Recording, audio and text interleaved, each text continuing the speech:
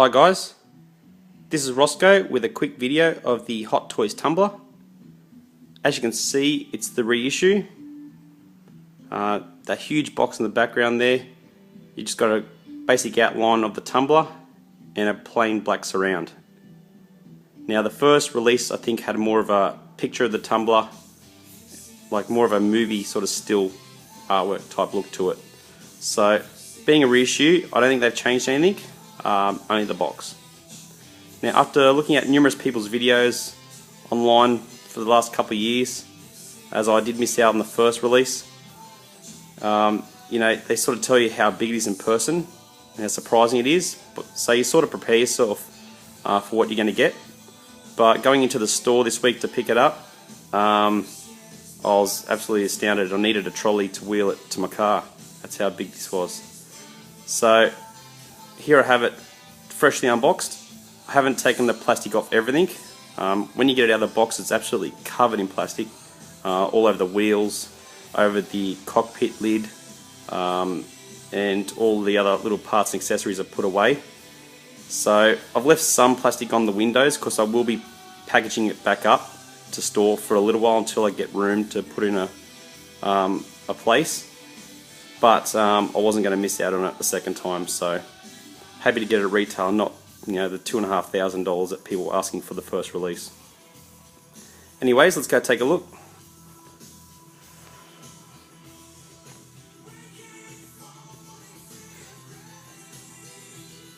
As you can probably sort of tell, it's made out of plastic. It's lighter than you think. I thought it'd be really heavy, but it is, yeah, reasonably light. You need to pick it up carefully though. As big as it is, there are a lot of delicate parts on it that you need to be careful about. Here you have an image of the front. Got the tyres. Now they move simultaneously, so you just turn one and the other one moves. They got that sort of road-worn look on them, which is good. Got all the shocks in that front window. Got LEDs all around, which I'll turn on later and show you.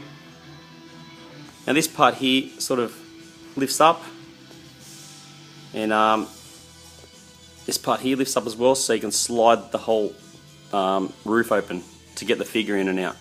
Now inside the cockpit you have like all the steering wheel, 2 seats, and other various, extras or cool little things to look at. A little bit difficult to do it one hand here to open it all up. Takes a little bit of time to sort of line everything up to slide it back. When you get it out of the box, this actual section here is slid over the top of this. So if you're wondering why yours looks a little bit weird, you just got to make sure that you slide it underneath these sections here, so it tucks in and sits flush. So yeah, that's pretty cool. The detail on this is absolutely amazing.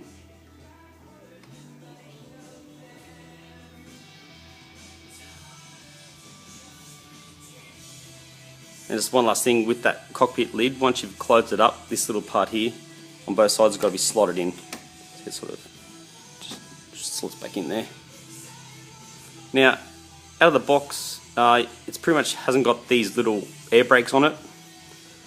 So this one is pretty easy to assemble. You just sort of pop that on both sides. Well, these ones you need to take a bit more time with. Now you get 3 on both sides.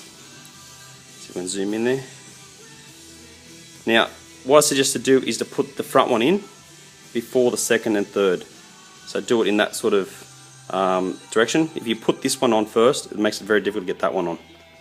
So what I figured out is it's better to put those sections in first, so these little bits here, and then line that one up before you try to put the piston sort of rod in there. Now I haven't sort of aligned the piston rod yet because I'm going to disassemble it again. I think once they go in, it's going to be very tricky to get them out, so without breaking.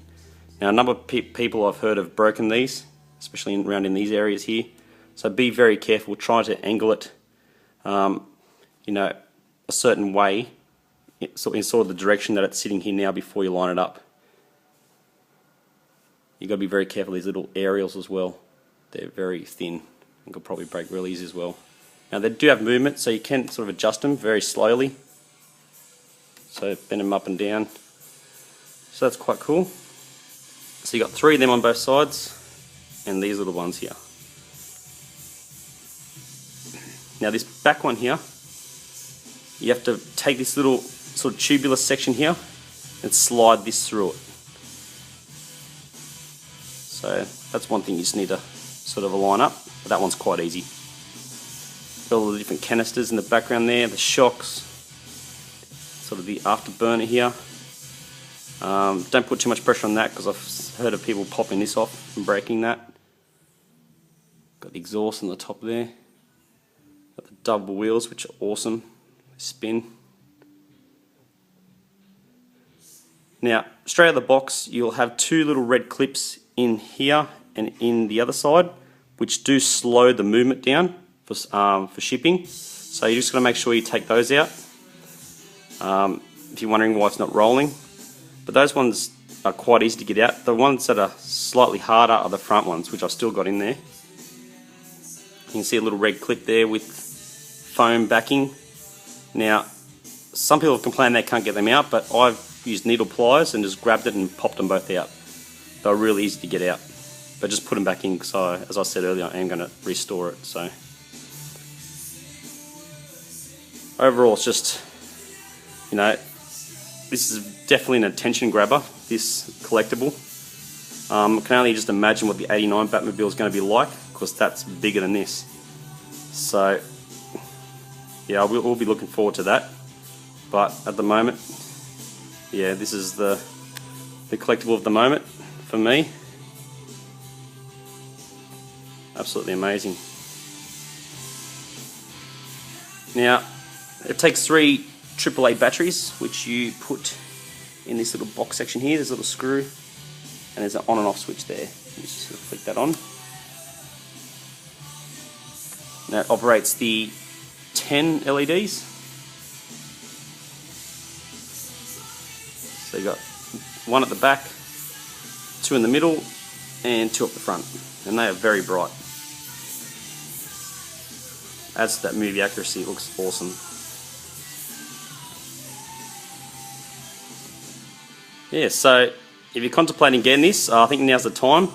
You miss out, I don't think Hot Toys are going to do a 3rd release.